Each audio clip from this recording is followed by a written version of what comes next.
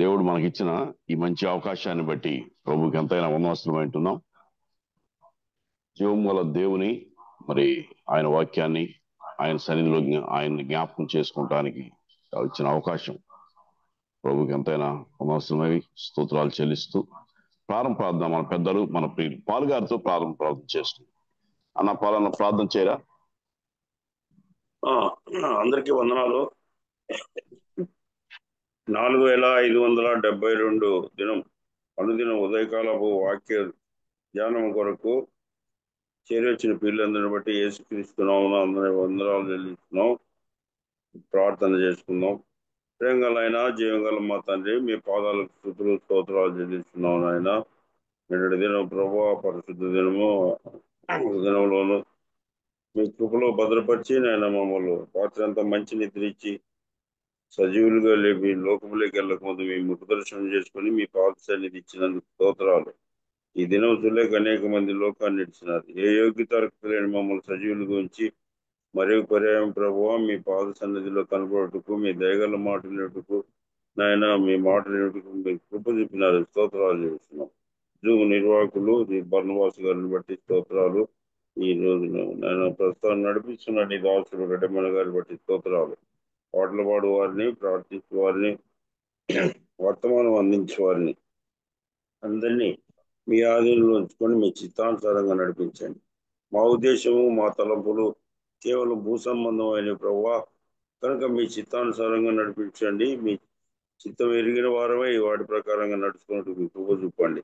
నాయన ఈ దినము నీ దాసుడు నాయన మీ పక్షంగా నిలబడి నీ దయగల మాటలు అందించుండగా వరుస ధ్యానాల్లో ప్రభు అనేక విషయాలు పరిశుద్ధాత్మ గురించి నాయన ఉంటున్నాడు. స్తోత్రాలు చెల్లిస్తున్నాం. వాతావరణం మీ ఆధీనం ఉంచుకోండి. నెట్ ద్వారా కరెంటు ద్వారా తొందర లేకుండా నాయన మీ మాటలు వినుటకు మీరు కృప చూపండి. వినగల చెవి, గ్రహింపగల హృదయం అనుగ్రహించండి. నాయన తండ్రి ఇలాంటి శబ్దాలు లేకుండా ప్రభావ శబ్దంగా మీ మాటలు వినుటకు నాయన మా గృహాలకి మీరు ఏర్పాటు చేసిన జూమ్ ద్వారా స్తోత్రాలు చెల్లిస్తున్నాం.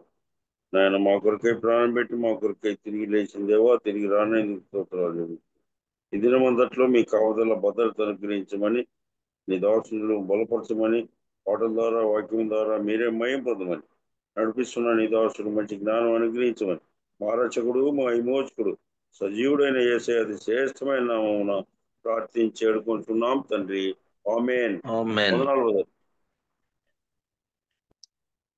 దేవునికి స్తోత్రాలు. ప్రభునందు ప్రియులారా, మహిమగల దేవుడు మరొక ఉదయకాలపు అవకాశం మరి ప్రవేశాన్ని అనుగ్రహించి ఈ రీతిగా మనమందరం కూడా ప్రభుని స్తుతించలాగున అనుగ్రహించిన ఈ సమయాన్ని బట్టి ప్రభుకి మరి మహిమ చెల్లిస్తా ఉన్నాం. ఈ సమయం ఇచ్చిన బలమాసానికి కూడా వందనాలు. మన హేస్తున్న కీర్తన నుండి 73 కీర్తన పాడదాం. 73 పాట. ఏమని వర్ణింతునో ప్రభు, ఏమని కీర్తింతునో, ఏమని వర్ణింతునో ప్రభు, ఏమని కీర్తింతునో, ఎంత వర్ణించినా తీరదురుణమో, ఎంత వర్ణించినా తీరదురుణము, ఏ రీతి స్తుతింతునో ప్రభు, ఏమని వర్ణింతునో, ఏమని వర్ణింతునో ప్రభు, ఏమని కీర్తింతునో, ఎనలేని భాగ్యము విడనాడినావు, కనరాని దూరము అరుదించినావు, ఎనలేని భాగ్యము విడనాడినావు, కనరాని దూరము అరుదించినావు, దివిని విడచి దాసునిగా మారి, దివిని విడచి దాసునిగా మారి, దీనుడవై దర జన్మించినావు, దీనుడవై దర జన్మించినావు, ఏమని వర్ణింతునో ప్రభు, ఏమని కీర్తింతునో. అంతే. పాట పాడిన మర్యాదాసనకు ప్రభు పేరట వందనాలు. వాక్య సహాయం కొరకు ప్రార్థన చేసుకుందాం. రవి మనోహర్ అన్న ప్రార్థన చేస్తా. వందనాలు బ్రదర్. వందనాలను జూమ్ లో చేరొచ్చిన అందరికీ ప్రేమ వందనాలు. కరుణా సంపన్నుడై మా ప్రియ పరలోక తండ్రి, మహాపరిశుద్ధుడు, మహాగణుడు, సర్వోన్నతుడు, సర్వశక్తి దేవుడు, అందరిని బట్టి మీకు స్తోత్రములు. చేరవడానికి మీరు చూపిన కృప విప్లవం స్తుతిస్తున్నాం, స్తోత్రిస్తున్నాం. మార్నింగ్ కాన్ఫరెన్స్ లో 4572 రోజుకు మమ్మల్ని తీసుకుని వచ్చారు. మంగళవారం దినమున ఇలాగో మా ప్రభువా మేమందరం చేరువచ్చి మీ మీ నామమును ఘనపరిచి మరి మా ప్రభువా కీర్తించిన రీతిని బట్టి మీకు స్తుతులు, స్తోత్రములు మీ కృపలాస్తానికి అప్పగించుకుంటున్నాం. ఎలాంటి డిస్టర్బెన్స్ లేకుండా మా ప్రభువా టెక్నికల్ ప్రాబ్లమ్స్ లేకుండా ఈ కూడికి నడిపించి మీరే ఘనత, మహిమ, ప్రభావం పొందండి. మా ప్రియులు మరి మా ప్రభు మరి దాసుని బట్టి మా ప్రియులు బర్నబాసుని బట్టి మీ స్తుతులు, స్తోత్రములు చెల్లిస్తున్నాం. కరుణా సంపన్నుడ, మహిమగల దేవ, కూడికి యావత్తు మీ ఆధీనములు ఉంచుకొని మీరే నడిపించి మీరే మహిమ పొందమని మా ప్రాణప్రింట యేసుక్రీస్తు పరిశుద్ధ నామమున స్తుతులు, స్తోత్రములు చెల్లించి ప్రార్థించి వేడుకుంటున్నాం పరలోకమున పరమ తండ్రి. ఆమేన్. ఆమేన్. ప్రార్థన చేసిన రవి మనోహర్ అన్నకు ప్రభు పేరట వందనాలు. ఇప్పుడు మన మధ్యలో జాన్లీ అన్న ఉన్నాడు. దేవుని సేవకులు అన్న వాక్యం అందిస్తుండడం మనం అందరం శ్రద్ధగా విని ఆత్మీయమైన మేలులు పొందుకోవాలని ప్రభు పేరట మనవి చేస్తూ సమయాన్ని జాన్లీ అన్నకు అప్పగిస్తున్నాం. అన్న వందనాలు అన్న. వందనాలు. ఆ మాట వినబడుతుందా? క్లియర్ గా ఉందా? మంచిగా ఉందన్న. ఓకే. దేవుని నామానికి మహిమ కలుగును గాక. మన రక్షకుడును ప్రభువును అయిన యేసుక్రీస్తు శ్రేష్టమైన నామంలో చేరువచ్చిన ప్రియులందరికీ కూడా ప్రేమ వందనాలు తెలియజేస్తూ ఉన్నాను.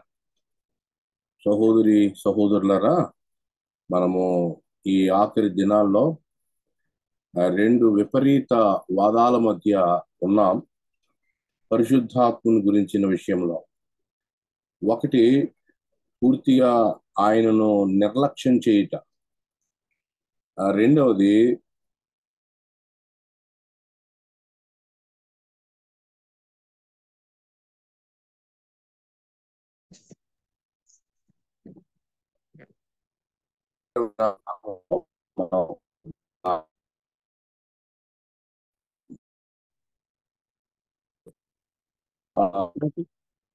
నా వాయిస్ బ్రేక్ అవుతుంది.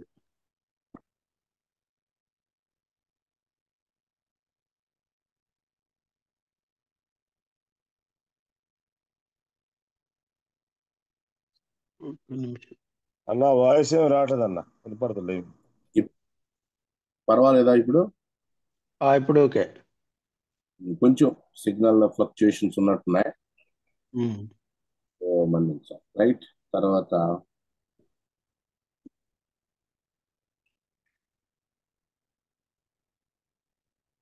Share option. ఆ ప్రభు మహాకృప వల్ల కొన్ని సంగతులు మనం చూడగలుగుతున్నాం, చర్చించగలుగుతున్నాం. ఒకరి నుంచి మరొకరికి విషయాలు స్పష్టంగా సంగతులు ఉండడం కొరకై మనం ప్రయాసపడుతున్నాం. ఈ కార్యక్రమాన్ని మరి ప్రభు కృప వల్ల నిర్వహిస్తున్న బర్నబాస్ బ్రదర్కి నేను వందనాలు తెలియజేస్తున్నాను.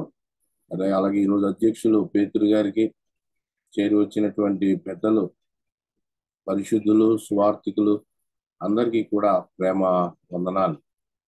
చక్కటి కీర్తన మనం విన్నాం ప్రభువుని గురించి. అందుకే మర్యాదాసనకు కూడా నా వందనాలు తెలియజేస్తున్నాను. పరిశుద్ధాత్మని గురించినటువంటి సంగతుల్లో మనం కొన్నింటిని నిన్న చూస్తూ 3 క్లాసుల్లో మనం చూస్తూ వచ్చాం. మొదటిగా ఆయన ఎలా నిర్లక్ష్యం చేయబడ్డాడో విన్నాం. చాలా మందికి పరిశుద్ధాత్ముడు ఉన్నాడు అన్న సంగతే తెలియదు. అలాంటి పరిస్థితుల్లో మనం ఉన్నాం. ఆయన్ని నిర్లక్ష్యం చేసిన కాలంలో మనం ఉన్నాం. ఇది మనము మొదట గ్రహించాలి. నేను ఇది షేర్ ఆప్షన్ నాకు ఉంది. ఒకసారి నేను ఒక స్క్రీన్ మీకు షేర్ చేస్తాను, దయచేసి మీరు గమనించండి. షేర్ అవుతుందన్నా? అవునా, కనిపిస్తుంది. దైవ త్రిత్వాన్ని గురించి మొదట మనం విన్నాం. మీరు ఎంతవరకు గ్రహించారో నాకు తెలీదు. దైవ త్రిత్వాన్ని మనము విన్నాం. తండ్రి, కుమారుడు, పరిశుద్ధాత్ముడు. ఉరకనే ఒక 2-3 నిమిషాలు అట్లా మనం ఏం విన్నామో జ్ఞాపకం చేస్తాను.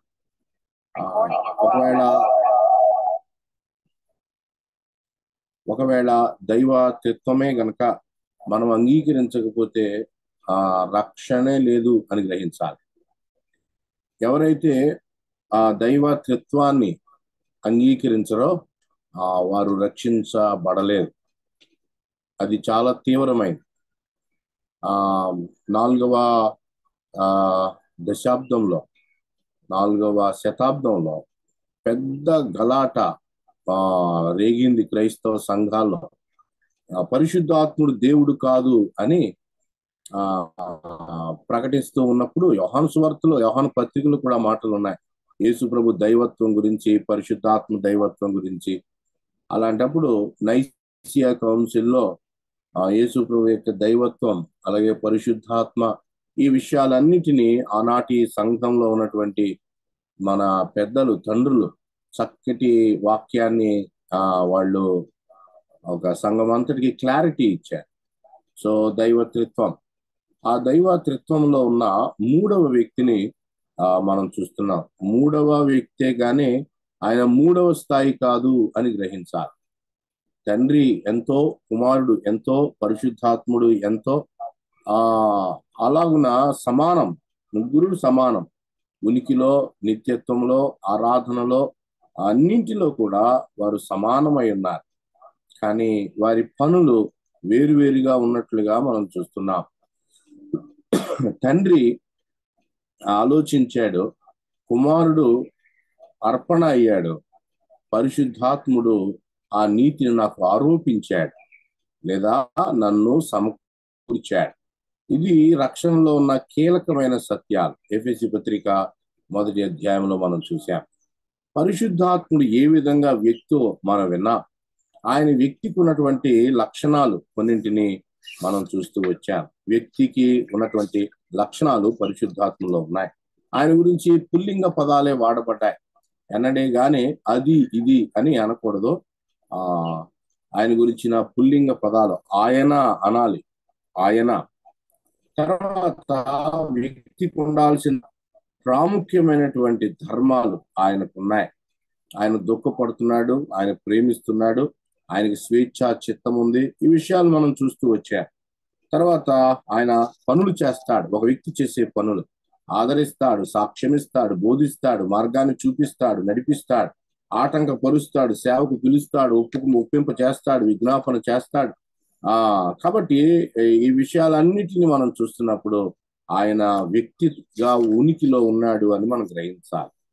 వ్యక్తి మాత్రమే కాదు, ఆయన దేవుడై ఉన్నాడు. ఆయన దైవత్వాన్ని కూడా మనం చూస్తూ వచ్చాం. ఆ త్రిత్వంతో ఉన్న సంబంధాన్ని మనం చూస్తూ వచ్చాం. తండ్రితో ఆయనకున్న సంబంధం, కుమారునితో ఆయనకున్న సంబంధం, పరిశుద్ధాత్మక ఉన్నటువంటి దైవికమైన లక్షణాలు. ఆయన ఆత్మ అని, ఆయన ప్రభు అని, మన శీర్షికకు హెడ్డింగ్ కూడా మహిమా స్వరూపి అయిన ఆత్మ పేతురు పత్రికలో చెప్పాడు. ఆయన దైవిక నామాలు ఆయనకున్నాయి. పరిశుద్ధాత్ముడు దేవుడు అని పిలువబడ్డాడు. అందువల్ల ఆయన శక్తి కాదు, ఆయన శక్తి గల వ్యక్తి. పరిశుద్ధాత్మ దేవుడు శక్తి కలిగిన ఒక వ్యక్తి. తండ్రికి కుమారునికి సమాన స్థాయిలో చూపించబడ్డాడు అని మనం వింటూ వచ్చాం. బాప్తిస్మా సూత్రంలో తండ్రి, కుమార, పరిశుద్ధాత్మ. ఆశీర్వాద సూత్రంలో తండ్రి, కుమార, పరిశుద్ధాత్మ. సంఘ ఐక్యతలో ఆత్మ ఒక్కడే అని చెప్పాడు. ప్రభువే ఆత్మ. కృపావరాలు తండ్రి ఇచ్చాడు, కుమారుడు ఇచ్చాడు, పరిశుద్ధాత్ముడు కూడా ఇచ్చాడు. అలాగున ఆయన సర్వవ్యాపిగా, ఆయన సర్వశక్తిమంతుడిగా, ఆయన సార్వభౌముడిగా, తిరుగులేని ఆయన దైవత్వాన్ని మనం చూస్తూ వచ్చాం. తర్వాత ఆయన ఎలా నిర్లక్ష్యం చేస్తామో మనం చూసాం. బ్రదరల్ సంఘాల మీద ఒక భయంకరమైన ముద్ర ఇతర డినామినేషన్ వాళ్ళు వేస్తారు. అదేమిటంటే వీళ్ళు పరిశుద్ధాత్మను నిర్లక్ష్యం చేస్తారు అని. దానికి తగ్గట్టుగా మన సంఘాల్లో ఉన్నటువంటి ప్రియులు కూడా ఈ దినాల్లోనైనా కనీసం పరిశుద్ధాత్మను మనం నిర్లక్ష్యం చేయకుండా ఉండాలి. ఎందుకంటే ఈ భూలోక యాత్రలో ఆయన మనతో ఉండి ఆ తండ్రి చిత్తాన్ని నెరవేరుస్తూ కుమారుని స్వరూప్యంలోనికి మనం తీసుకొస్తున్నాడు. ఆయన ఉన్నాడు, ఆయన కార్యాలు జరిగిస్తూ ఉన్నాడు. ఇది మనం మర్చిపోకూడదు, నిర్లక్ష్యం చేయకూడదు. సంఘ కాలంలో ఎలాగ నిర్లక్ష్యం చేయబడుతూ ఆయన వచ్చాడు. ఇశ్రాయేలీయుల యొక్క ప్రధానమైన పాపం ఏంటంటే ప్రవక్తలను చంపుతారు, దేవుని వాక్యాన్ని వినరు. దాని వెనక ఉన్న ప్రధానమైన పాపం ఏంటంటే పరిశుద్ధాత్మను ఎదిరించుట. స్టెఫను తన వర్తమానంలో చెప్పాడు, వీరు ఎల్లప్పుడూ పరిశుద్ధాత్మని ఎదిరిస్తారు, ఆయన కార్యాలను అంగీకరించరు. జాగ్రత్త సుమా, దేవుని ఆత్మ కార్యాలను ఎన్నడే గాని ఎదిరించొద్దు, నిర్లక్ష్యం చేయవద్దు అని మనము జ్ఞాపకం చేయబడుతున్నాం. తర్వాత ఆ దేవుని 2 కార్యాలు మనం చూస్తూ వచ్చాం. ఏమిటవి? యేసు ప్రభు విషయంలో యోహాను చెప్తున్నాడు కదా, యోహాను ఏమని చెప్తున్నాడు? ఇదిగో లోక పాపమును మోసుకొని పోవు దేవుని గొర్రె పిల్ల అని చెప్తూ ఆ కిందే నేను ఆయన చెప్పులు వారు విప్పడానికి యోగ్యుని కాదు ఇవన్నీ చెప్పి ఆయనకు బాప్తిస్మం ఇచ్చినప్పుడు యోహాను గట్టిగా ప్రకటన చేస్తున్నాడు, ఆయన ఆత్మ బాప్తిస్మాన్ని ఇస్తాడు. 2 ప్రాముఖ్యమైన పనులు. దేవుడు యేసు ప్రభు ద్వారా లోక పాపాన్ని ఆయన తీసివేశాడు. 2వది, ఆయన రక్షించబడిన వారికి ఆత్మ బాప్తిస్మాన్ని అనుగ్రహిస్తూ ఉన్నాడు. చూడండి, పాపము క్షమించబడకుండా ఆత్మ బాప్తిస్మము జరగదు. మొదట ఒక వ్యక్తి పాపము క్షమించబడాలి. ఇది మనము యోహాను సువార్తలో నుండి మరికొన్ని ప్రాంతాల్లో నుండి కూడా మనం ధ్యానం చేస్తూ వచ్చాం. విశ్వాస జీవితము అంటే మొదట పాపక్షమాపణ, 2వది ఆత్మ బాప్తిస్మము. పాపక్షమాపణ ఎలాగూ ఒక్కసారే పాపముల విషయమై క్రీస్తు కల్వరి శిలువలో అప్పగించబడ్డాడో అలాగే ఆత్మ బాప్తిస్మం కూడా. ఇక్కడ నేను మన జ్ఞాపకం చేసినవే మరలా ఇంకొకసారి జ్ఞాపకం చేస్తాను. పరిశుద్ధాత్మ బాప్తిస్మము అంటే 4 సంగతులు మీరు మనస్సులో ఉంచుకోవాలి అని నేను ఇష్టపడతా ఉన్నాను. పరిశుద్ధాత్మ బాప్తిస్మములు 4 సంగతులు. 1, ఇది ఒకేసారి సిలువలో ప్రభు ఎలాగున ప్రాణం పెట్టాడో, సిలువ కార్యం ఎలా ఒక్కసారో అలాగే పరిశుద్ధాత్మ బాప్తిస్మం కూడా. నెంబర్ 1, ఏమిటి పరిశుద్ధాత్మ బాప్తిస్మము అంటే? 1, కల్వరి కార్యము వలె ఒకేసారి పూర్తి చేయబడింది, అందరికీ ఒకసారి జరిగిపోయింది. Completed once and for all. ఒక్కసారే, అలాగే అందరికీ. మనం రక్షణ పొందక ముందే, సిలువ ముందే ఎలా జరిగిపోయిందో ఆత్మ బాప్తిస్మం కూడా అలాగే. మనం రక్షించబడినప్పుడు అది మనకు ఆపాదించబడింది. సిలువ అందరి కొరకై ఎలాగో పరిశుద్ధాత్మ బాప్తిస్మం కూడా అందరి కొరకై ఒక్కసారే జరిగిపోయింది. మాటికి జరిగేది కాదు, అలాగే అందరి కొరకు జరిగింది. అపోస్తుల కార్యాలు 2వ అధ్యాయంలో ఉన్న ఆత్మ బాప్తిస్మం అందరి కొరకై ఒక్కసారే. ఇది మొదటిది. ఆత్మ బాప్తిస్మం మరలా ఉండదు. తర్వాత 2వది ఏంటంటే, ఆత్మ బాప్తిస్మం అంటే భూమి మీద ఉన్న పరిశుద్ధులకి మహిమలో ఉన్న క్రీస్తుకి సంబంధం ఏర్పడుట. భూమి మీద ఉన్న పరిశుద్ధులకు మహిమ శిరస్సుకి సంబంధము ఏర్పడుట.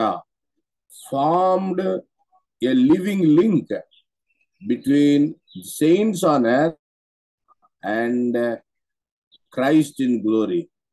ఇది మనం మర్చిపోకూడదు.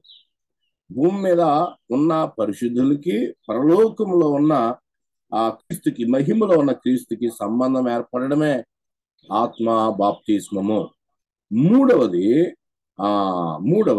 పరిశుద్ధులందరూ ఒక్క శరీరముగా సమకూర్చబడుట. ఇది మనం వివరంగా కూడా విన్నాం. పరిశుద్ధులందరూ ఒక్క శరీరంగా, formed a body included saints. పరిశుద్ధులందరినీ ఇంక్లూడ్ చేసి ఆయన క్రీస్తుకి ఒక శరీరాన్ని ఇచ్చాడు. కాబట్టి శిరస్సు ఆయన, మనము శరీరము. ఇది ఆత్మ బాప్తిస్మంలో మూడవది.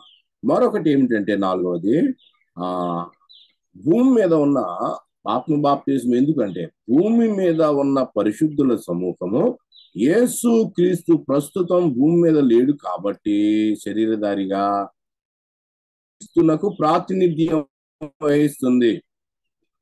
ఇలా చెప్పాలి, ఈ లోకము యేసు ప్రభుని చూడలేదు ఇప్పుడు, కాబట్టి సంఘము ద్వారా యేసు ప్రభు కనపడాలి. ఎందుకుంది మన ఊర్లో సంఘం అంటే?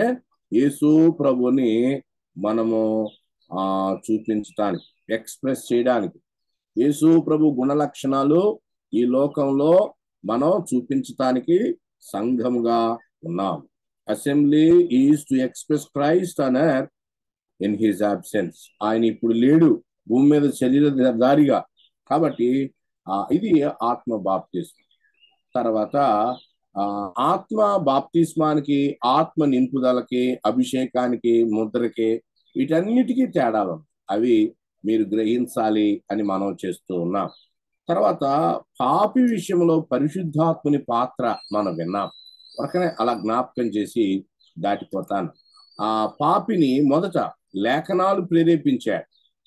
లేఖనాలన్నీ పరిశుద్ధాత్మ ద్వారానే రాయబడ్డాయి అని పేతురు చెప్పాడు. పౌలు తిమోతి పత్రికలో కూడా చెప్పాడు. బైబిల్ పరిశుద్ధాత్మ ద్వారా రాయబడింది. డ్యూయల్ ఆథర్షిప్ అంటారు. అంటే ప్రభు ప్రేరేపిస్తూ ఉంటే మనుషులు రాశారు. మిగతా గ్రంథాలు అలా ఉండవు. ఒక్క బైబిల్కి మాత్రమే ఈ రకమైనటువంటి ఆలోచన ఉంది. లేఖనాలు దేవుని ప్రేరణ. అంటే రాయబడ్డం మాత్రమే కాదు, రాయబడక ముందు కూడా లేఖనాలు ఉన్నాయి. గలతీ పత్రిక 3లో అన్యజనులు రక్షించబడతారనే లేఖనము చూచి అని అబ్రాహాము గురించి చెప్పాడు. అబ్రాహాము తర్వాత చాలా కాలానికి మోషే వచ్చాడు, అప్పుడు రాశాడు. కాబట్టి రాత రాయబడక ముందే లేఖనములు ఉన్నాయి. ఆ లేఖనాలు మోషే మొదలు రాయడం ప్రారంభమయ్యాయి. ఆ లేఖనాలు ఆయనే సిద్ధం చేశాడు. ఒక వ్యక్తి ఎలా రక్షించబడతాడో సువార్త సిద్ధం చేయబడింది. రెండవది ఆ సువార్తను విన్న తర్వాత పరిశుద్ధాత్మ ఒప్పించాడు.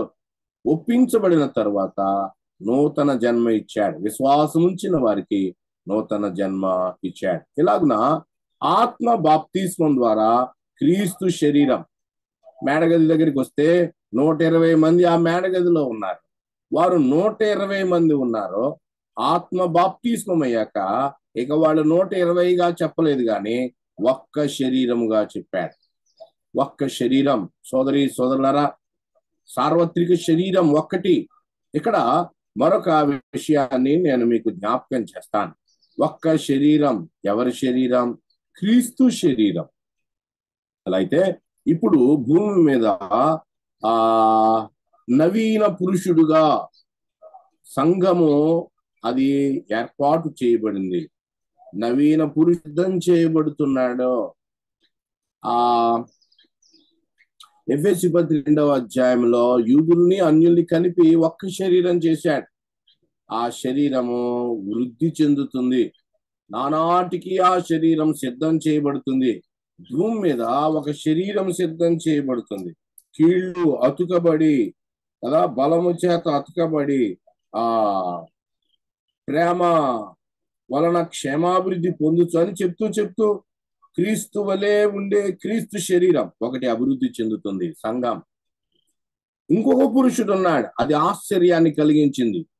నేను ఇంతకుముందు చదివాను. ఈ కాంటెక్స్ట్ లో చదువుతున్నప్పుడు నేను చాలా ప్రోత్సహించబడ్డాను. పాప పురుషుడు మరొకడు ఉన్నాడు. తెస్సలోనికీయులకు రాయబడిన రెండవ పత్రికలో పాప పురుషుడు ఉన్నాడు, వాడు సిద్ధం చేయబడుతున్నాడు. ఇద్దరు పురుషులు భూమి మీద సిద్ధం చేయబడుతున్నారు. ఒకటి సంఘము అనే ఆయన శరీరం, రెండవది పాప పురుషుడు. తెస్సలోనికైలకు రాయబడిన రెండవ పత్రిక 2వ అధ్యాయం 3వ వచనం. అయితే సంఘము సంపూర్ణమై ఎత్తబడిన తర్వాతే ఈ పాప పురుషుడు బయలుపడతాడు, బయటికి వస్తాడు. సంఘము ఎత్తబడిన తర్వాత మరొక పురుషుడు వస్తున్నాడు, వాడు పాప పురుషుడు, నాశన పాత్రుడు అని చెప్పాడు. మొదట భ్రష్టత్వం సంభవిస్తుంది, తర్వాత పాప పురుషుడు బయలుపడతాడు. దీన్ని మనము 7 ఏండ్ల శ్రమల కాలంలో క్రీస్తు విరోధి గురించి చెప్పబడింది అని మనం సామాన్యంగా అర్థం చేసుకుంటాం. కాబట్టి 2 శరీరాలు, ఇద్దరు పురుషులు, ఒకటి క్రీస్తు శరీరం, మరొకటి పాప పురుషుడు. సంఘము క్రీస్తు విరోధి. వీరిద్దరు నవీన పురుషుడు అని సంఘము, పాప పురుషుడు అని క్రీస్తు విరోధి గురించి చెప్పబడింది. అందువల్ల సంఘము సిద్ధమవుతుంది, క్రీస్తు విరోధి కూడా తయారవుతున్నాడు. ఎప్పుడు బయలుపడతాడో అంటే సంఘము ఎత్తబడిన తర్వాత. అలా అయితే 120 మంది ఒక్క శరీరం అయ్యారు అని మనం చూసాం. తర్వాత పరిశుద్ధాత్మ నివాసం గురించి కొన్ని మాటలు మనం మళ్ళా విందాం. పరిశుద్ధాత్మ నివాసం. పాత నిబంధనలో ఆయన పరిచర్య ఎలా ఉండేది? పాత నిబంధనలో కొన్ని మాటలు జ్ఞాపకం చేస్తాను. పాత నిబంధనలో పరిశుద్ధాత్ముని పరిచర్య నెంబర్ 1 ఆయన సృష్టించాడు. ఆదికాండం 1:2లో ఆత్మ అల్లాడుట అనే మాట మనం చదువుతాం. పరిశుద్ధాత్ముడు సృష్టి నిర్మాణంలో ఉన్నాడు. తర్వాత మానవ సృష్టిలో పరిశుద్ధాత్ముని యొక్క పాత్ర. ఇక్కడ ఒక ఆసక్తికరమైన ఆలోచన మీకు జ్ఞాపకం చేస్తాను. చూడండి, ఆయన ఆ వృక్షాలను, మొక్కలను, వాటిని మొలిపించాలి అని మాట్లాడినప్పుడు భూమి మొలిపించింది. తర్వాత ఆకాశ పక్షులు రావాలి అని ఆయన చెప్పాడు. అలాగే మృగాలు రావాలి, జలచరాలు రావాలి అని చెప్పినప్పుడు అవన్నీ వచ్చాయి. చూడండి, మానవుడు నిర్మించబడాలి అన్నప్పుడు దేవుడు తనలో తాను మాట్లాడుకున్నాడు. తండ్రి కుమార పరిశుద్ధాత్మలో ఉన్న సంభాషణ మనం చూస్తాం. ఆదికాండం 1వ అధ్యాయం 26-27లో తేటగా రాయబడింది. త్రియేక దేవుడు మానవుని సృష్టించాడు. పరిశుద్ధాత్ముని పాత్ర పాత నిబంధనలో మనం చూస్తున్నాం. పరిశుద్ధాత్ముడు సృష్టికర్త, మర్చిపోవద్దు. కాబట్టి అక్కడ చూడండి, భూమితో మాట్లాడినప్పుడు భూమి మొక్కలు, చెట్లు, ఫలవృక్షాలు అన్ని ఇచ్చింది. ఆకాశం, సముద్రం. ఇప్పుడు 2 విషయాలు మీకు జ్ఞాపకం చేస్తాను. ఒకవేళ మొక్కను భూమి నుండి కనుక తీసేస్తే చనిపోతుంది. సముద్రంలో నుండి లేదా నీటిలో నుండి చేపలను బయటికి తీస్తే చచ్చిపోతాయి. కానీ వినండి, దేవుని నుండి మానవుడు వేరైతే మానవుడు చనిపోయాడు. పాపముల వలన, అపరాధం వలన చనిపోయాడు. పాత నిబంధనలో పరిశుద్ధాత్మకు దూరమయ్యాడు. అందువల్ల తండ్రికి దూరమయ్యాడు, కుమారునికి దూరమయ్యాడు. మానవుడు ఆత్మీయమైన మరణం. సృష్టిలో పరిశుద్ధాత్ముని పాత్ర, లేఖనాల రచనలో పరిశుద్ధాత్ముని పాత్ర, అది చాలా పెద్ద అంశం. అలా అయితే నూతన జన్మలో పరిశుద్ధాత్ముని యొక్క పాత్ర మనం చూస్తూ ఉన్నాం. నోవా కాలంలో, అబ్రాహాం కాలంలో, కనానును ఇశ్రాయేలు స్వతంత్రించుకునే కాలంలో ప్రవక్తల ద్వారా పాత నిబంధనలో ఆయన ఎలాగున పని చేస్తూ వచ్చాడో మనం వింటాం. యోసేపు దేవుని ఆత్మ గలవాడు, బెసలేలు జ్ఞానాత్మ పూర్ణుడు. అలాగే కొంతమంది స్త్రీలు ఉన్నారు, వాళ్ళు వివేక హృదయులు అని చెప్పాడు. 70 మంది సన్నిహిద్రిం పెద్దలు ఉన్నారు, వారికి ఆత్మ ఉండి కార్యాలు చక్కబెట్టాడు. యెహోషువ, న్యాయాధిపతులు, దావీదు, హీరాము రాజు గురించి కూడా చెప్పాడు. ఇంకా ప్రవక్తల గురించి చెప్పక్కర్లేదు, యాజకుల గురించి చెప్పక్కర్లేదు. అలాగే రాజుల గురించి, అభిషేకించబడినటువంటి వారు. ఇలాగున పాత నిబంధన గ్రంథంలో అనేక మంది విషయంలో పరిశుద్ధాత్మ పాత్రను మనం చూస్తూ ఉన్నాం. కొత్త నిబంధనలోనికి రాగానే ఆయన పరిచర్య భిన్నమైనది అని గ్రహించాలి. పాత నిబంధనలో ఆయన వచ్చి వెళ్ళిపోయేవాడు, నివాసము చేయలేదు. He never dwelt డ్వెల్, ఆయన నివాసం చేయలేదు, వచ్చి వెళ్ళిపోయేవాడు. కానీ కొత్త నిబంధన గ్రంథంలో ఆయన నివాసం ఉంటున్నాడు. దీన్ని మనం గ్రహించాలి. ఆయన నివాసం ఉంటున్నాడు. కొత్త నిబంధన గ్రంథంలో ఆయన నివాసం ఉంటున్నాడు. ఆయన నివాసాన్ని మనం గుర్తుపట్టాలి. విశ్వాసి రక్షించబడినప్పుడు ఆయన వచ్చాడు. విమోచన దినం వరకు ఆయన యందు మనం ముద్రించబడ్డాం. కాబట్టి పరిశుద్ధాత్ముడు వచ్చి వెళ్ళిపోయేవాడు కాదు. ఈ రోజున పరిశుద్ధాత్ముని గురించి ఎంత దూషణ, ఎంత అల్లరి, పరిశుద్ధాత్ముని గురించి చాలా చౌకబారు మాటలు తెలియచేస్తా ఉన్నారు. ఆయన పట్ల చౌకబారుగా మాట్లాడుతా ఉన్నారు. అయ్యో, అది ఎంత విచారకరం, అది ఎంత ప్రమాదకరం.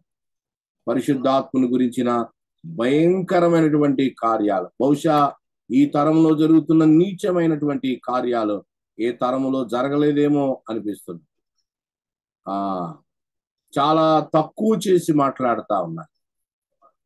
పరిశుద్ధాత్ముని ఒక పనివాడిగా మాట్లాడుతా ఉన్నారు. ఆ మాటలు చెప్పడానికి అసహ్యంగా ఉన్నాయి. పరిశుద్ధాత్ముని డబ్బు సంపాదన కొరకై వాడుతున్నారు. గారడి సీమోను లాగా చాలా మంది బోధకులు ప్రజలను తప్పుదో పట్టిస్తా ఉన్నారు.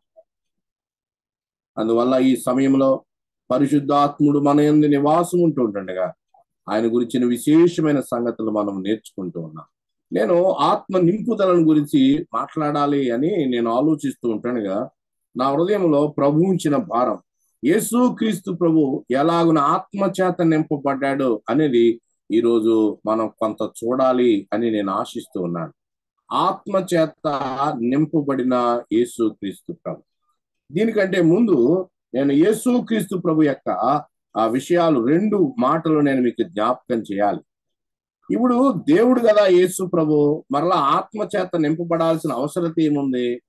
ఈ ప్రశ్న చాలా మంచి ప్రశ్న. యేసు ప్రభు దేవుడు, ఆయన ఆత్మ చేత ఎందుకు నింపబడాలి? ఈ ప్రశ్న చాలా విశేషమైనటువంటిది. అందువల్ల యేసుక్రీస్తుని గురించి మొదట మనం తెలుసుకోవాలి. అదేమిటంటే యేసు ప్రభు ఆయన దేవుడు 100%, అలాగే ఆయన మానవుడు.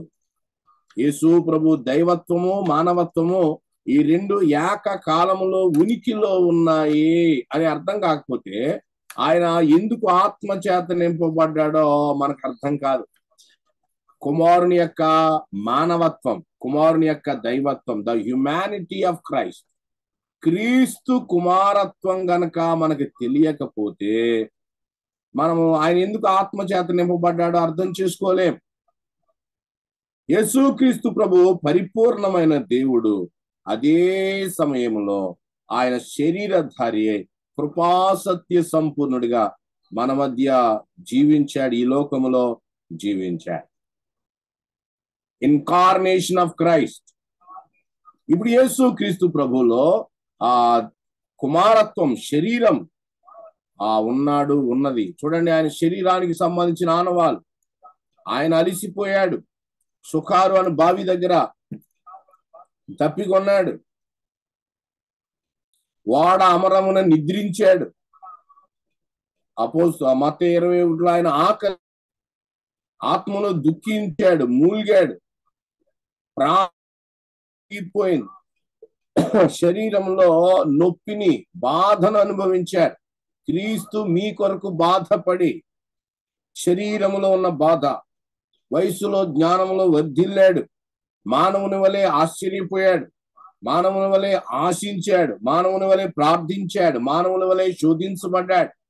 యేసుక్రీస్తు ప్రభు యొక్క కుమారత్వంలో ఉన్న మానవత్వాన్ని మనం చూస్తా ఉన్నాం.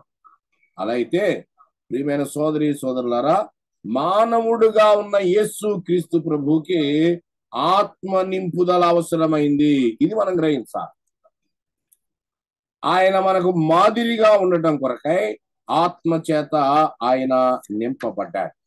నేను కొన్ని సంగతులు ఆత్మ చేత ఆయన ఎలా నింపబడ్డాడో ఈ ఉదయకాలపు వేళ మనం ధ్యానం చేస్తూ, నీవు నేను ఏ ఏ విషయాల్లో ఆత్మ చేత నింపబడాలి అనే సంగతులు మనము మనస్సులో ఉంచుకోవాలి.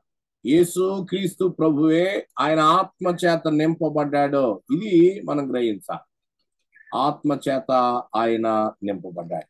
యేసు ప్రభు దేవుడు కదా, అలాంటప్పుడు ఆయనకి పరిశుద్ధాత్మ నింపుదల, ఆ పరిశుద్ధాత్మ పరిచర్య ఎందుకు అవసరం? మరలా జ్ఞాపకం చేస్తున్నాను, 100% ఆయన దేవుడు, 100% మానవుడై ఉన్నాడు. ఆయన మానవత్వానికి సంబంధించి ఆయన ఆత్మ చేత నింపబడి ఆయన పరిచర్య చేశాడు. త్రియేక దేవుని సంకల్పం నెరవేర్చబడ్డానికి పరిశుద్ధాత్మ దేవుడు యేసు ప్రభువులో ఎలాగున పనిచేసాడో మనం చూస్తున్నాం. క్రీస్తు అనే మాట చూడండి. మొదట క్రీస్తు అనే మాటకు అర్థమేంటి? అభిషిక్తుడు. అభిషిక్తుడు అంటే ఆత్మాభిషేకం అని అర్థం. రాజుగా అభిషిక్తుడు, యాజకుడిగా అభిషిక్తుడు, అలాగే ఆయన ప్రధాన యాజకుడిగా, ప్రవక్తగా అభిషిక్తుడు. క్రిస్తోస్ అంటే అభిషేకం, అభిషిక్తుడు. లేఖనాల్లో ఆయన గురించి ప్రవచించబడింది, ఆయన అభిషేకించబడతాడు అని. నేను కొన్ని విషయాలు మీ ముందుకు నేను తీసుకుని వస్తాను. ఈ స్క్రీన్ మరలా షేర్ చేస్తాను, మీరు దయచేసి గమనించాలి అని మనం చేస్తున్నాను. చూడండి. రైట్. యేసుక్రీస్తు జీవితంలో పరిశుద్ధాత్మ యొక్క పాత్ర, ప్రభు జీవితంలో పరిశుద్ధాత్మ యొక్క పాత్ర మీరు రాసుకుంటున్నారని కొద్దిగా ఇలా తయారు చేశాను. అక్కడక్కడ టైపింగ్ ఎర్రర్స్ ఉంటాయి, మన్నించాలి అని మనం చేస్తున్నాను. యేసు ప్రభు ఆయన ఈ లోకానికి వస్తాడని, శరీరాన్ని ధరిస్తాడని, ఆయనకి మానవత్వం, మానవ శరీరం ఉంటుంది కనుక ఆయనకు పరిశుద్ధాత్మ ఎంతో అవసరం అనే సంగతులు ఈ లేఖనాల్లో మనం చూస్తాం. నంబర్ 1, లేఖనాల్లో ముందే ప్రవచించబడింది యేసు ప్రభు ఆత్మ చేత అభిషేకించబడతాడు అనేది ముందే ప్రవచించబడింది. ఇది మనం గ్రహించాలి. యేసు ప్రభు జీవితంలో పరిశుద్ధాత్మ ఆయన పని ముందుగా లేఖనాల్లో నిర్ణయించబడింది, ప్రవచించబడింది. నేను కొన్ని అక్షరాలు తప్పులు పడ్డాయని చెప్పాను కదా, మీరు గమనించండి. యెషయా 11లో చెప్పాడు, మొదటి 2 వచనాలు. యెషయా 11 మొదటి 2 వచనాలు ఏమనుంది? యెషయా ముద్దు నుండి చిగురు పుడుతుంది అని చెప్తూ ఆయన 7 రకాల లక్షణాలు చెప్పాడు, ఆత్మకున్నాయి. ఆ 7 లక్షణాలు యేసు ప్రభువుకి ఆపాదించబడ్డాయి. ఏమని చెప్పాడు చూడండి. 7 ఆత్మలు లేదా 7 లక్షణాలు యెషయా 11లో చెప్పాడు. జ్ఞాన వివేకము 2, ఆలోచన బలము 4, ఆత్మ తెలివి 5, యెహోవా భయభక్తులు పుట్టించు ఆత్మ, భయము భక్తి. 7 లక్షణాలు ఆత్మ, 7 లక్షణాలు కలిగిన ఆత్మ ఆయన మీద నిలుచును, అతని మీద నిలుచును. యేసు ప్రభు వస్తాడు, ఆత్మ పూర్ణుడై ఉంటాడు అని ముందే ప్రవచించబడింది. ఇది మనం గ్రహించాలి. యెషయా 42:1లో అన్నాడు, ఇదిగో నేను ఆదుకును నా సేవకుడు, నేను ఏర్పరుచుకునినవాడు, నా ప్రాణమునకు ప్రియుడు, అతని యందు నా ఆత్మను ఉంచి ఉన్నాను. సువార్తల్లో యోహాను బాప్తిస్మం ఇస్తున్నప్పుడు ఈ మాటలు మనం చదువుతా ఉంటాం. అతని యందు నా ఆత్మను. యేసు ప్రభు రాకముందే ఆత్మ పూర్ణ ఎలా ఉంటాడో చెప్పాడు.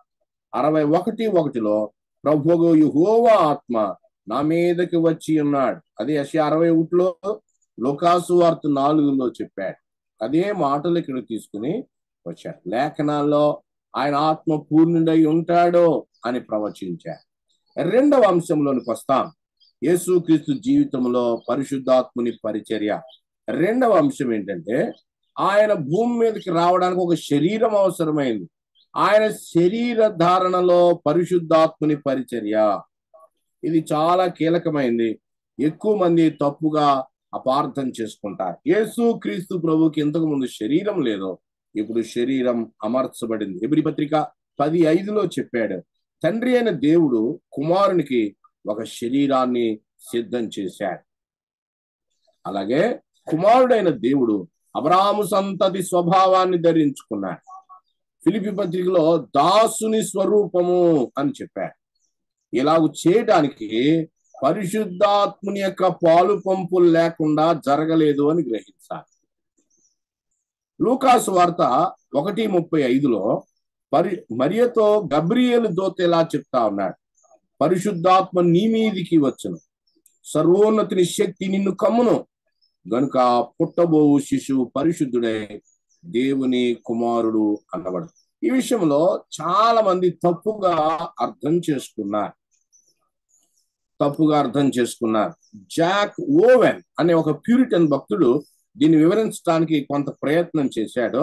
దాన్ని నేను ఈ సమయంలో మీకు జ్ఞాపకం చేస్తాను.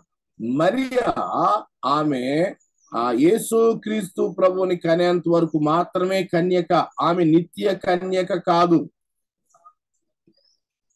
ఆమె యేసు ప్రభువుని ఎలా కన్నది, ఈ విషయం మనము ఆలోచన చేస్తాం.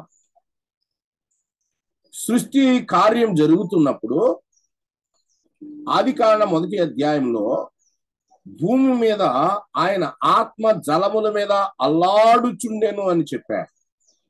ఆత్మ జలముల మీద అల్లాడుచుండెను. దీన్ని భక్తులు ఏం చెప్పారంటే, కోడి లేదా ఒక పక్షి రెక్కలు చాపి గుడ్లకు ఎలాగున వెచ్చదనాన్ని ఇచ్చి పొదుగుతుందో అలాగున ఈ సృష్టి కార్యం అంతా పరిశుద్ధాత్మ అల్లాడింపు వల్ల జరిగింది అని మనము గ్రహిస్తా ఉన్నాం. అదేవిధంగా దేవుని ఆత్మ మరియను కమ్మినప్పుడు ఆమె శిశువునకు గర్భం ధరించి ఆయనే శిశువుని కన్నది అని మనం చూస్తా ఉన్నాం. ఇది ఎక్కువగా వివరించబడలేదు బైబిల్లో, అందువల్ల నేను కూడా ఎక్కువ చెప్పడానికి ఇష్టపడటం లేదు. దేవుని ఆత్మ ఏ విషయాల్లో మౌనంగా ఉన్నాడో అక్కడ మనం మౌనంగా ఉండడం ఎంతో ఉత్తమం. మరలా ఇక్కడ చాలా పరిశుద్ధాత్మని పరిచర్యలో ఎలా పుట్టాడో అంటే, గబ్రియేలు పరిమితులతో కూడిన వర్తమానాన్ని తీసుకొచ్చాడు. ఇలా చెప్పాడు, పరిశుద్ధాత్ముడు నీ మీదకి వస్తాడు, సర్వోన్నతుని శక్తి నిన్ను కమ్ముకుంటది, కాబట్టి పుట్టబోవు శిశువు పరిశుద్ధుడై ఉంటాడు. వెంటనే మరి ఏమంది, ఇది నాకు ఎలా జరుగుతుంది, నేను పురుషుని ఎరుగని దాన్ని అని చెప్పినప్పుడు ఏం జరుగుతుందో గబ్రియేలు దూత బయాలజీ క్లాస్ తీసుకోలేదు. చాలా జాగ్రత్తగా వినాలి. దేవుని దూత ప్రశ్న వచ్చినా ఆయన మౌనంగా ఉన్నాడు. దేవుని దూత మాట్లాడలేదు. ఇక్కడ ప్రస్తుత తరంలో ఉన్న విపరీత వాదం ఏంటంటే, దేవుని దూత కూడా ఏ విషయాన్ని మాట్లాడలేదో దాన్ని వివరించడానికి చాలా మంది ప్రయత్నం చేస్తున్నారు. ఎంత ప్రమాణం.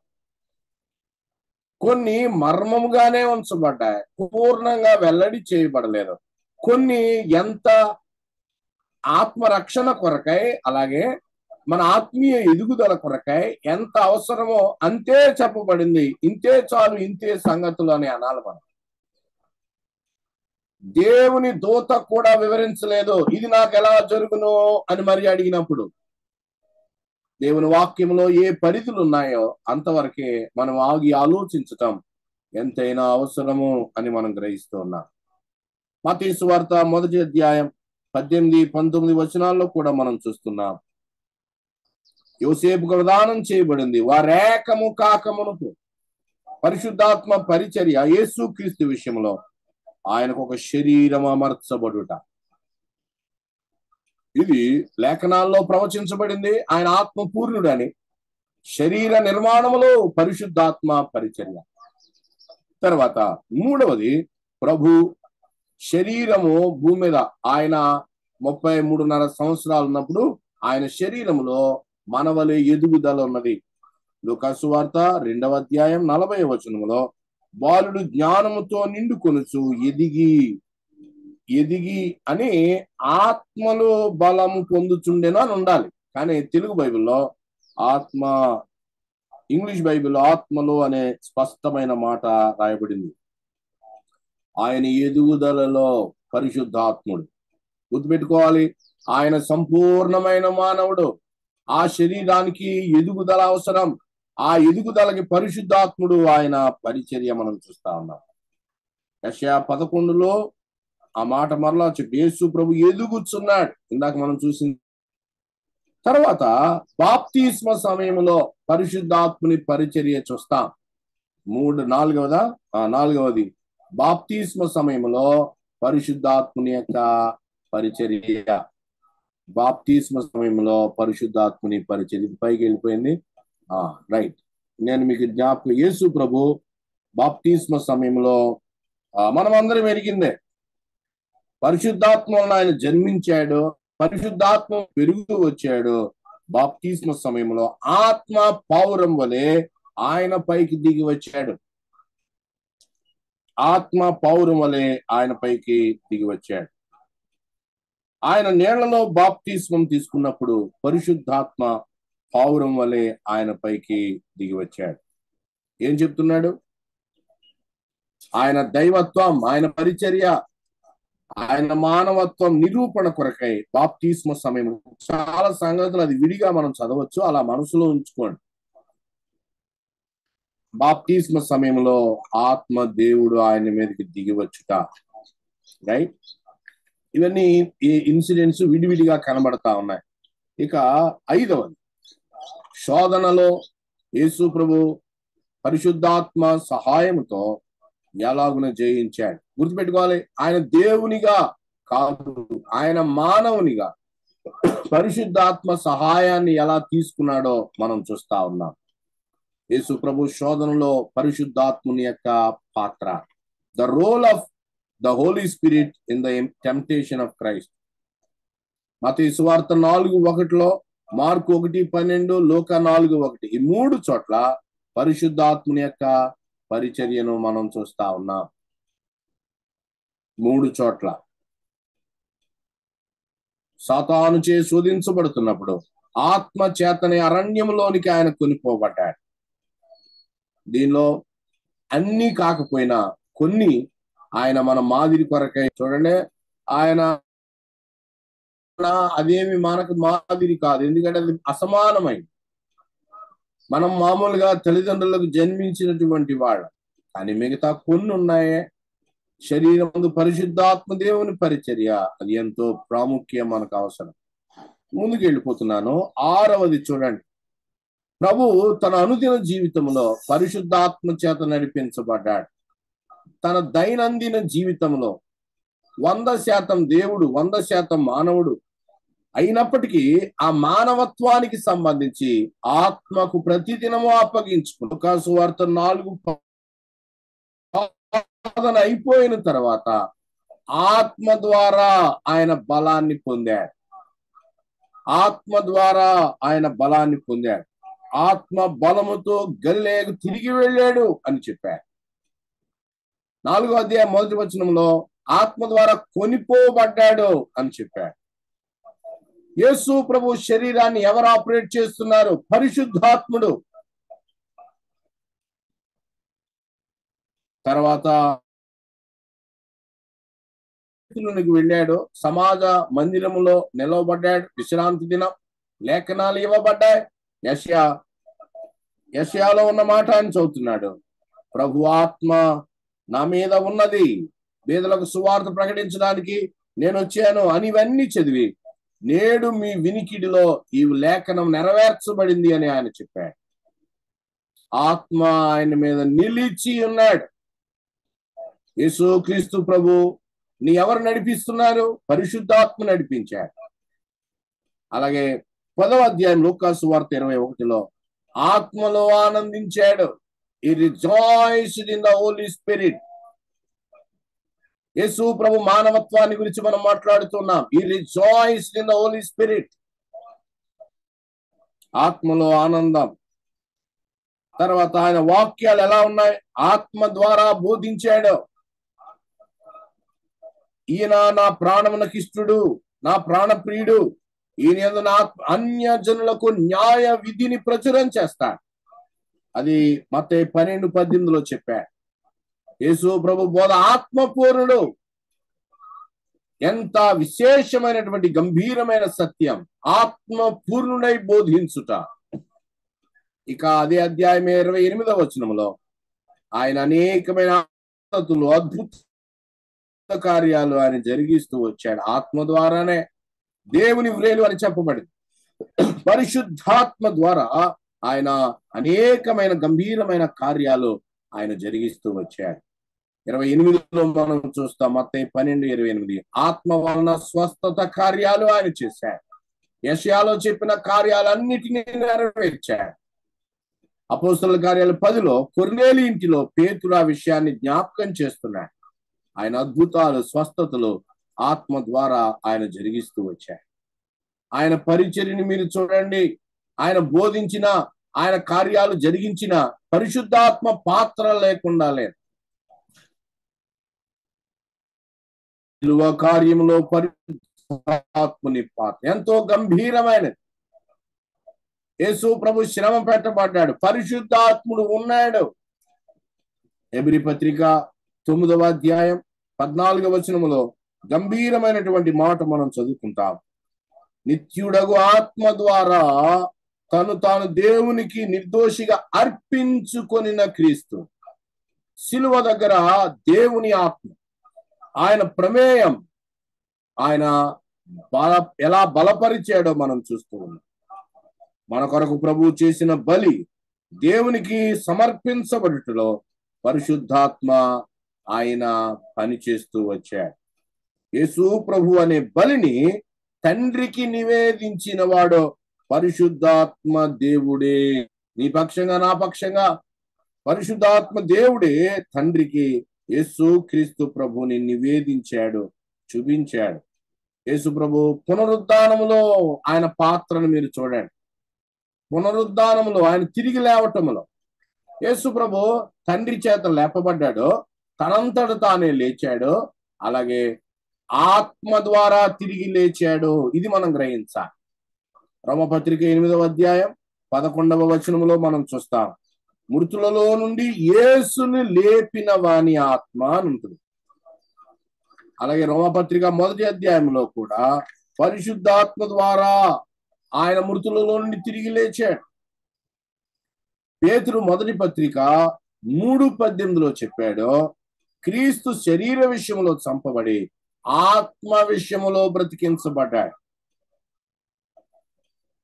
ఇది తర్వాత యేసు క్రీస్తు ప్రభు పునరుద్ధారుడైన తర్వాత, అంతకుముందు యేసు ప్రభువుని పరిశుద్ధాత్మ మహిమ ఈ వచనం చదువుకుందాం. యోహాను సువార్త 16వ అధ్యాయం 14వ వచనం చూడండి. యోహాను సువార్త 16వ అధ్యాయం 14. ఆయన నా వాటిలోనివి తీసుకుని మీకు తెలియజేయను కనుక నన్ను మహిమ పరచును. పరిశుద్ధాత్ముడు తన మహిమ కొరకు ఇప్పుడు పని చేయటం లేదు. పరిశుద్ధాత్ముడు యేసు క్రీస్తు మహిమ కొరకు పని చేస్తున్నాడు. ఒకడు యేసు ప్రభుని మహిమపరుస్తున్నాడు అని అంటే ఆత్మ పూర్ణుడై ఉన్నాడు అని అర్థం. కాబట్టి ఆత్మ పూర్ణులమై పరిశుద్ధాత్మను విడిగా మహిమపరచాం. యేసు క్రీస్తు ప్రభును మహిమపరచటమే పరిశుద్ధాత్మను మనం గౌరవించటం.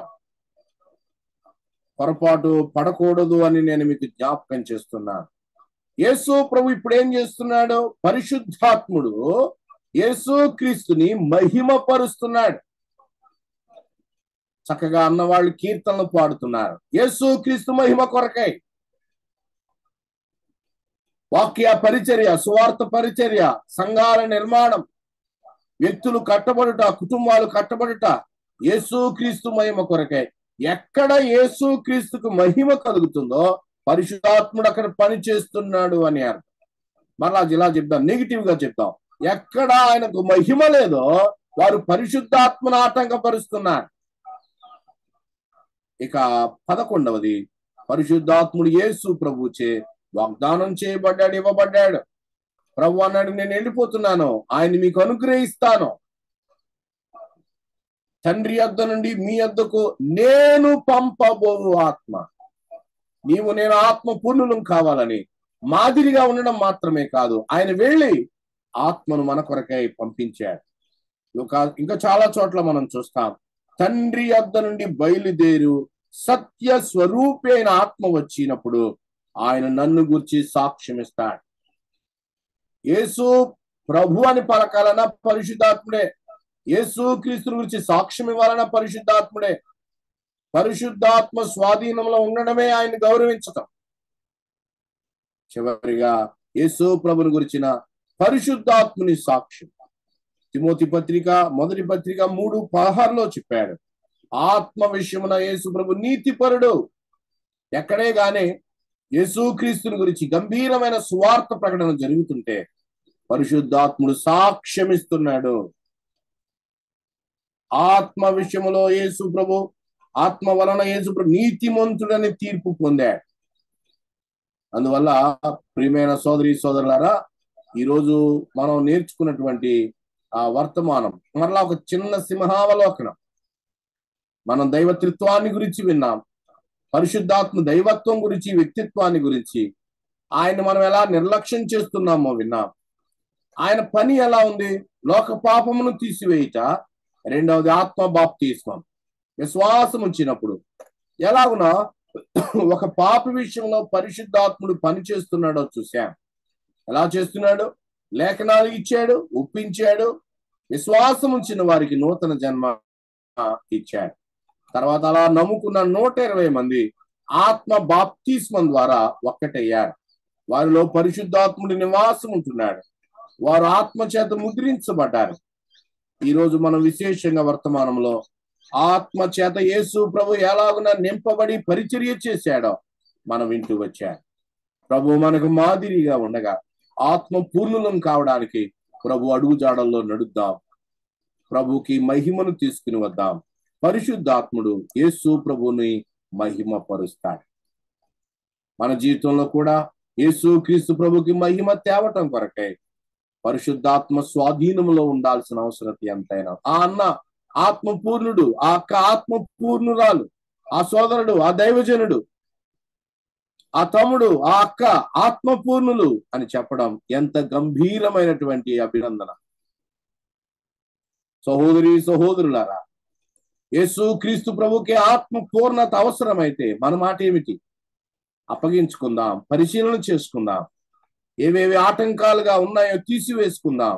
దీనులమై ఆత్మకు సంపూర్ణంగా సమర్పించుకుందాం. మన కొరకై ప్రాణాన్ని పెట్టి సమాధి చేయబడానికి తిరిగి లేచాడు. మృతులలో నుండి తిరిగి లేచిన యేసు క్రీస్తు తన ఆత్మను పంపించాడు. ఆత్మ పూర్ణులమై ఉందాం. తర్వాత తరగతిలో మిగతా సంగతులు మనం ఆలోచన చేస్తాం, ప్రభు చిత్తమైతే. ప్రభు ఈ మాటలు మన వినికిడిలో దీవించును గాక. కార్యక్రమాన్ని నడిపిస్తున్న పేతురన్నకి, అలాగే బర్నబాస్ బ్రదర్ కి సహకరిస్తున్న పెద్దలు, సువార్థికులు, పరిచారకులు, పెద్దలు అందరికీ కూడా ప్రభు నామములో నా ప్రేమ వందనాలు. Thank you very much. వందనాలన్నా.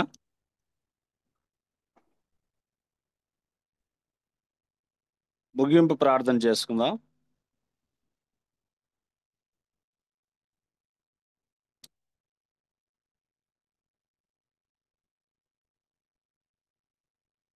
బర్నబాసన ముగింపు ప్రార్థన చేస్తాడు. స్తోత్రార్హుడగు మా ప్రభువా, జీవము గల మా తండ్రి, మీ ఘనమైన నామాన్ని పూజిస్తున్నాం. పరిశుద్ధాత్మని వచ్చిన సంగతులు మీ దాసుని మీ ఆత్మ చేత నింపి బలపరిచి మీరు అందించిన మాటలకి స్తోత్రాలు.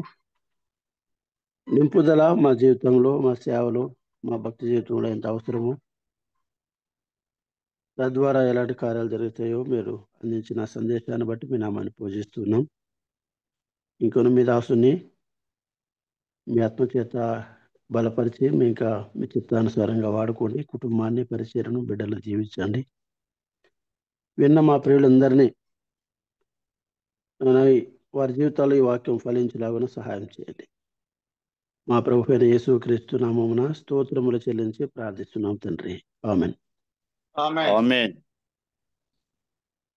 ప్రారంభ ప్రార్థన చేసిన పాలంకుల్ గారికి వందనాలు. అలాగే పాట పాడిన మర్యాదాస్ అన్నకు, వాక్య సహాయం కొరకు ప్రార్థన చేసిన రవి మనోహర్ అన్నకు వందనాలు.